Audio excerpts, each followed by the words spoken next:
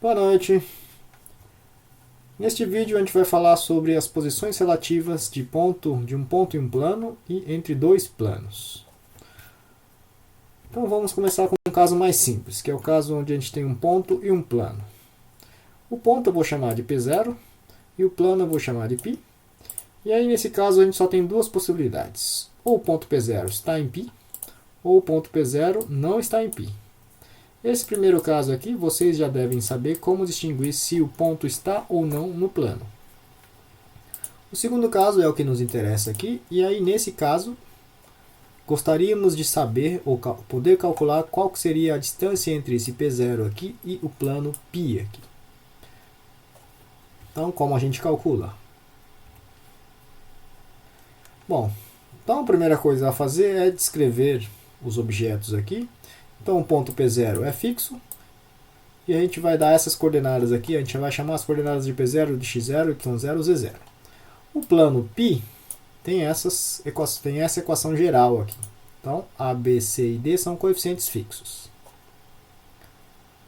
E além disso, a gente sabe que a normal n, a gente pode conseguir uma normal n usando esses coeficientes aqui, A, B e C, que aparecem na equação geral. Então a gente já tem uma normal aqui. Se a gente tem a equação, a gente já tem as coordenadas do vetor normal. Beleza. Então o que mais que a gente pode usar? Então, obviamente, se a gente soubesse esse ponto I aqui, esse ponto I aqui é o ponto no plano π mais próximo de P0. E é o ponto também no qual essa reta aqui forma ou é ortogonal ao plano. Então, se eu tivesse esse ponto I aqui, calcular a distância seria fácil, porque era só calcular a distância entre P0 e I. Mas a gente não tem I. Mas a gente pode usar algumas propriedades. Então, uma propriedade que a gente pode usar é esta aqui. Então, se essa reta aqui é ortogonal ao plano, então esse vetor que vai de I até P0 é paralelo ao vetor normal n do plano.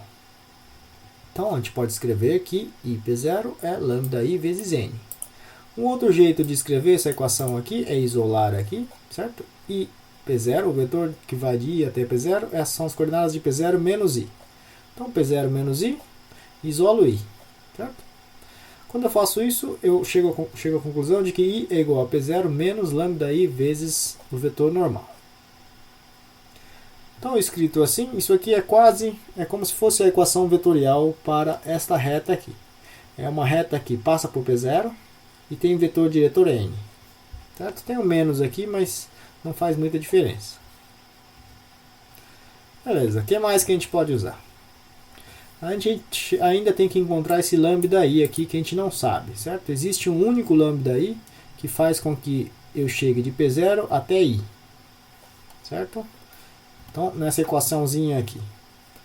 Então, essa equação está me dizendo que para chegar em I, eu pego P0 e ando uma certa direção, ando na direção n, um múltiplo de n, até chegar no plano. Certo? Quanto vale lambda? Então, a gente pode encontrar lambda utilizando a outra informação, de que esse ponto I aqui faz parte do plano π. Então, se ele faz parte do plano π, então as coordenadas de I, que eu posso chamar de x, y e z, eles satisfazem a equação geral do plano. Um outro jeito de escrever a equação geral do plano é desse jeito aqui, onde o n são os coeficientes a, b e c, certo? E o d fica solto aqui. Então, as coordenadas de I, que eu ainda não conheço, mas eu estou escrevendo como sendo x, y e z, eles devem satisfazer a equação geral do plano. Então, substituindo a informação de I sobre a equação geral do plano, certo? A gente tinha visto que I pode ser escrito como P0 menos lambda I vezes n. Então, faço essa substituição aqui. Essa aqui. E aí, utilizo as propriedades do produto escalar. Então, posso usar a distributiva. Então, fazer aqui a produto escalar da subtração. É a mesma coisa que fazer o produto escalar primeiro, depois fazer o produto escalar de novo. Então, n com P0 é esse negócio aqui. E n com n dá a norma de n ao quadrado. Isolando o lambda aqui, certo? Eu vou ter D mais produto escalar de n com P0 dividido pelo norma de n ao quadrado. Então esse aqui é o valor de lambda que eu preciso para chegar daqui até aqui. Beleza. Agora, para calcular a distância entre o ponto P0 e π é muito fácil. É só calcular a norma de I para P0. Certo? O vetor que vai de I até P0. E a gente tinha visto que I P0 é lambda I vezes N. Então, se eu calcular a norma disso aqui, eu preciso calcular a norma do que está do lado direito. E a norma do que está do lado direito é a norma, é o valor absoluto de lambda I vezes a norma de N. Então, a norma de N vai ficar, a gente já conhece. E lambda I a gente calculou antes. Certo? Lambda I é dado por essa expressão aqui. Então, substituindo essa expressão por lambda I, eu vou ter essa expressãozinha aqui, onde antes eu tinha a norma de n ao quadrado, agora eu tenho a norma de n, porque é cancelado por essa norma de n aqui. Então essa é a nossa formulinha aqui para a distância entre o ponto P0 e o plano π. Lembre-se que esse D aqui é o D que aparece na equação geral, é esse Dzinho aqui. Então se eu tiver uma equação geral aqui, o n é dado por esses três números aqui e o D é dado por esse coeficiente aqui.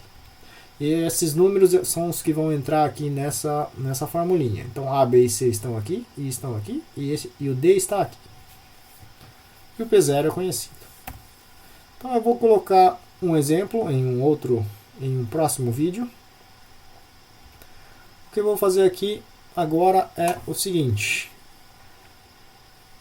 Agora, com aquela formulinha, a gente pode entender o que significa aquele coeficiente D na equação geral do plano. Para fazer isso, vamos considerar que P0 é a origem. E a origem tem coordenadas 0, 0, 0. Então, se a gente colocar essas coordenadas 0, 0, 0 na minha fórmula da distância, que é esta aqui, então eu vou colocar a origem aqui. Se eu colocar a origem aqui, certo? A origem aqui, a distância do plano até a origem, qualquer lugar que esteja, certo? Se isso aqui fosse a origem, esse cara aqui seria 0, porque P0 tem coordenada, que é o O, tem coordenada 0, 0, 0, então isso aqui é 0. Fica sobrando apenas D, o coeficiente D, dividido pela norma de N. Então a distância que vai da origem até o plano é proporcional ao coeficiente D. Então se D é grande, se o meu coeficiente D é grande, é porque a distância é grande. Se o coeficiente D é pequeno, é porque a distância é pequena.